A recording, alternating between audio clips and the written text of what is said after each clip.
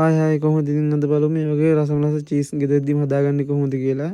මම ඒකට fresh milk ලීටරයක් කරගත්තා. ඊට පස්සේ අපි මේ වගේ භාජනයක් ලිපේ තියලා ඒක දාගන්න ඕන. මේක ගෙදරදී හදාගන්න මාරම ලේසියි. අපිට ඕන ගන්නේ ෆ්‍රෙෂ් මිල්ක් විනාගිරි විතරයි. ඕගොල්ලන්ට විනාගිරි නැත්නම් දහි ගන්නත් පුළුවන්. දහි බින්දු කීපයකුත් දාගන්න පුළුවන්. දහි වලිනුත් හදාගන්න පුළුවන්. මේක පොඩ්ඩක් රත් වුණාට පස්සේ කියන්නේ රෙසිස්ටන්ස් එක 32ක් වගේ අතේ උස්න තෙර රත් වුණාට පස්සේ අපි මේ වගේ විනාගිරි පොඩ දාලා මේක කැටි ගහනකම් හැඳිගා ගන්න ඕන. මම මේකට විනාගිරි තේ හැඳි 8ක් පාවිච්චි කරා. ඕගොල්ලන්ට ඊට කලින් මේක කැටි ගහනවා නම් ඊට අඩුවෙන් දාගන්න පුළුවන්. ඕගොල්ලෝ විනාගිරි නැත්නම් මම කලින් කිව්වා වගේ දහි පාවිච්චි කරන්නත් පුළුවන්. විනාඩියක් දෙකක් වගේ රත් වුණාම ඇති. මෙන්න මේ ගානට කැටි වෙනකොට ඕගොල්ලෝ ලිප ඔෆ් කළා මේක පෙරා ගන්න ඕන. මේ දින්න හරි ගාන මෙන්න මේ ගානට ආවට පස්සේ ඔයගොල්ලෝ ලිප බාලා මේක පෙරා ගන්න ඕන. මේ වගේ රෙදි කෑල්ලක් තියලා මේකට අපි පෙරා ගන්න ඕන. මේ විදිහට පෙරා ගන්න ඕන. තව මතක තියාගන්න කැටි ගහන්නේ නැහැ කියලා විනාගිරි ගොඩක් දාගන්න බෑ. එතකොට අර අමුතු රහක් එනවා චීස් එකේ.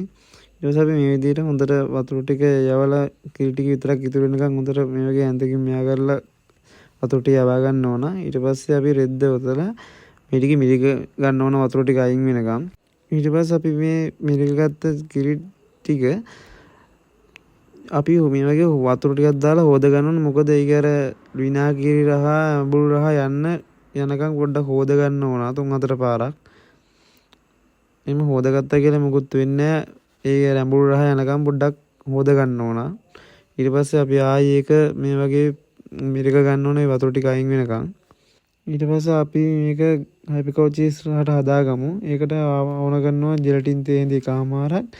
ඒ වගේම කිරි මේසෙ හැඳි 6ක්. ඒ ටික අපිට ඕන වෙනවා. අපි මුලින්ම ජෙලටින් ටික දාලා කිරි මේසෙ හැඳ දාලා ජෙලටින් ටික දී වෙනකන් හොඳට කවලම් කරගන්න ඕන. නැත්තම් කැටි ගහනවා. අපිට තව ඕන ලුණු තේ හැඳි භාගයක් වගේ.